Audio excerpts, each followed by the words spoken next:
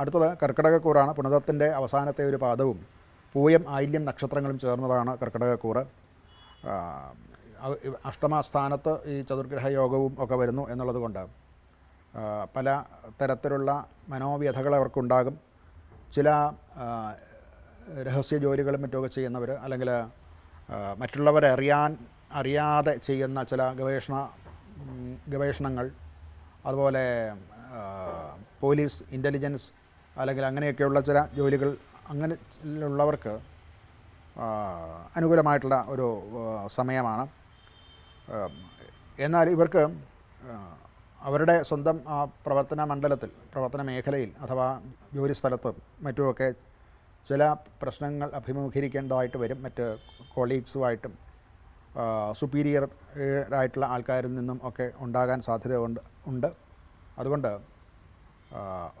Office രാഷ്ട്രീയത്തിൽ അല്ലെങ്കിൽ അവിടെ ഉള്ള ചില വിഭാഗീയത ഇങ്ങനെയുള്ള കാര്യങ്ങളിലൊക്കെ കഴിയുന്നത്ര അകന്നു നിൽക്കാൻ ശ്രദ്ധിക്കേണ്ടതാണ്. അതല്ല എന്നുണ്ടെങ്കിൽ ചില അവരെ ചുറ്റിപ്പറ്റി ചില സംശയങ്ങളോ അല്ലെന്നുണ്ടെങ്കിൽ പരാതികളോ ഒക്കെ രൂപപ്പെട്ടു വരാൻ സാഹചര്യം ഉണ്ട്.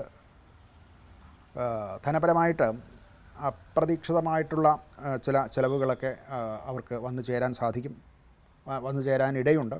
അത് പ്രത്യേകം ശ്രദ്ധിക്കേണ്ടതാണ്.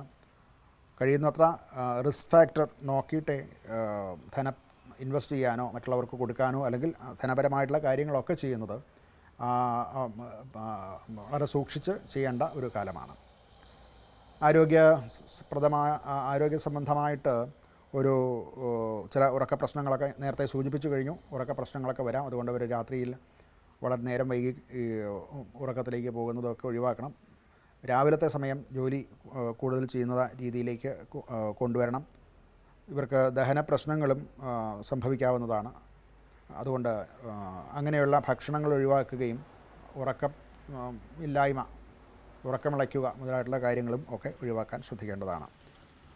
കുടുംബത്തിൽ ചില പ്രക്ഷുബ്ധാവസ്ഥയൊക്കെ ഉണ്ടാകും. നമ്മുടെ തന്നെ സ്വന്തം വാക്കുകളിൽ കൂടെ കുടുംബത്തിലുള്ള മറ്റുള്ളവർ തെറ്റിദ്ധരിക്കുകയും അതിൽ നിന്ന് ഉണ്ടാകുന്ന ചില അസ്വസ്ഥതകളും മറ്റൊക്കെ കുടുംബത്തിൽ വരാൻ സാഹചര്യമുണ്ട്. അത് വാക്കുകൾ നിയന്ത്രിക്കുകയാണ് അവിടെ ആവശ്യം.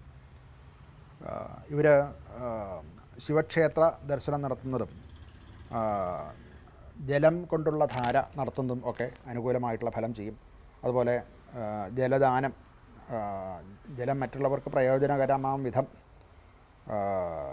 ജലം കൊടുക്കുക, അല്ലെങ്കിൽ ആ തരത്തിലുള്ള പ്രവർത്തനങ്ങൾ ചെയ്യുക ഒക്കെ അതുകൊണ്ട് കിട്ടേണ്ടതായിട്ടുള്ള അനുഗ്രഹം അവർക്ക് കിട്ടുന്നതാണ്.